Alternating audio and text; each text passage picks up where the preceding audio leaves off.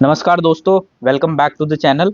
और इस वीडियो में एक मैं बहुत इंपॉर्टेंट चीज़ लेकर आया हूँ, खासकर उन बच्चों के लिए जिन्होंने 2024 का फिलहाल सीजीएल का मेंस दिया है। ठीक है, देखो सीजीएल का मेंस दिया और इसमें कई लोग ऐसे होंगे जिनका वो लास्ट अटेम्प्ट होगा, बट वो लास्ट अटेम्प्ट कैलकुलेट कैसे कर रहे हैं मैं उसके बारे में थोड़ी सी बात करूंगा।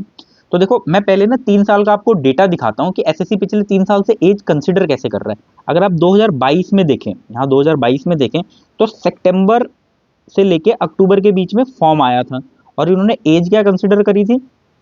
अगर आप देखेंगे तो एक 2000 देख रहे 22 में ही आया था सितंबर अक्टूबर में, और 1 जनवरी को 1 जनवरी इन्होंने कंसिडर करा था उसी साल का।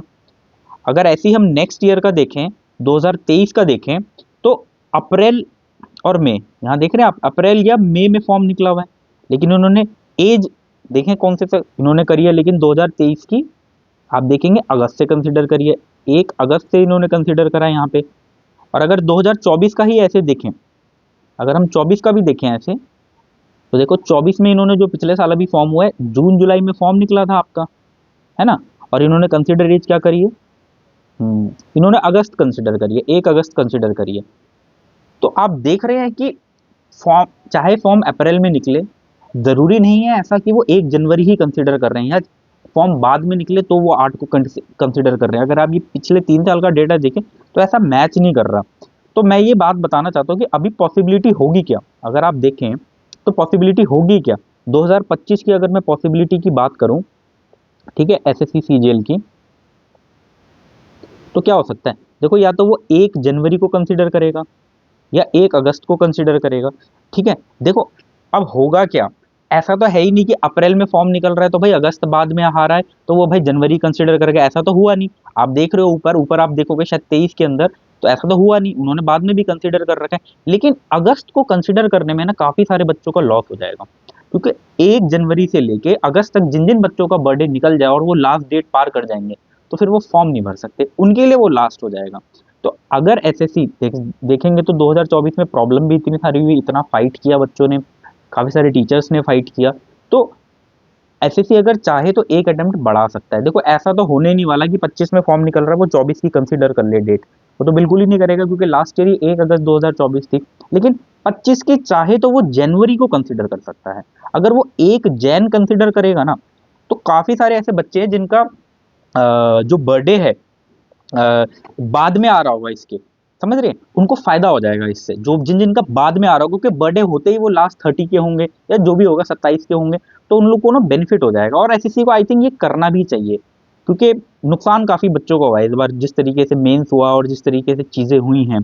तो हम इसके लिए कर क्या सकते हैं, व्हाट आर द सॉल्यूशंस, इसके लिए हम कर क्या सकते हैं। देखो पहली चीज तो एसएससी को मेल कर ही सकते हैं, हम अपने ग्रीवांस के तौर पे हर चीज के लिए करते हैं, अभी भी कर रहे हैं कहीं ना कहीं किसी ना किसी चीज के लिए, कि आप इस बार 1 जनवरी से कंसिडर करें एज को। लेकिन इससे भी मोस्ट मोस्ट इंपॉर्टेंट जो चीज़ है वो है आप किसी अच्छे टीचर को ये बात पहुंचाएं। जैसे मैं तो बोलूंगा कि भाई अभिनय सर को पहुंचाई जाए, अभिनय शर्मा सर को पहुंचाई जाए, क्योंकि अभिनय शर्मा सर ने, आपने देखा भी होगा कि अभी रिजल्ट को रिवाइज करा दिया, और वो जेनुअनली दिल से ना बच्चों के लिए फाइट करते हैं। बहुत सारे टीचर्स करते हैं, ऐसी बात नहीं, हम हर टीचर्स को कर सकते हैं।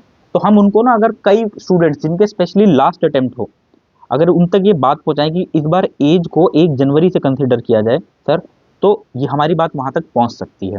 और पहुंचेगी तो कहीं ना कहीं 1 जनवरी से अगस्त के बीच के जितने बच्चे होंगे उन लोगों को वो अटेम्प्ट देने का मौका मिल जाएगा, तो एक अटेम्प्ट और ऐसे बढ़ सकता है।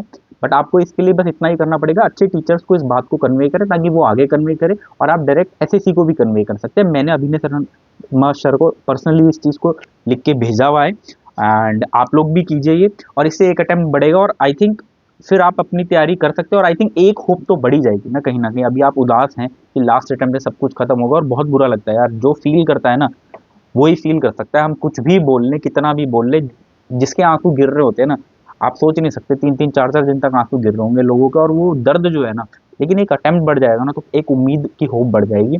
तो आप इस चीज़ को ट्राई कीजिए, ठीक है, और अपनी तरफ से ट्राई कीजिए टीचर्स को लिखने का। मिलते हैं फिर नेक्स्ट वीडियो में, तब तक bye bye, take care, and पढ़ाई करते रहिए। अपने जो आपने अभी एक पीक बना रखी है पढ़ाई की, उसको मत तोड़िए। और देखिए समय ज़रूर बदलता है, ऐसा हो ही नहीं सकता समय बदल नहीं सकता, ये प्रकृति का नियम है, मैं बार बार बोलता हूँ, और हर कोई जानता है। अगर दिन से रात होती है, ये एक प्रोसेस छोटा है, बट ये जो एसएससी का सिलेक्शन प्रोसेस है ये लंबा है, लेकिन कभी ना कभी तो पॉजिटिविटी आएगी, चीज़ें बदलेंगी।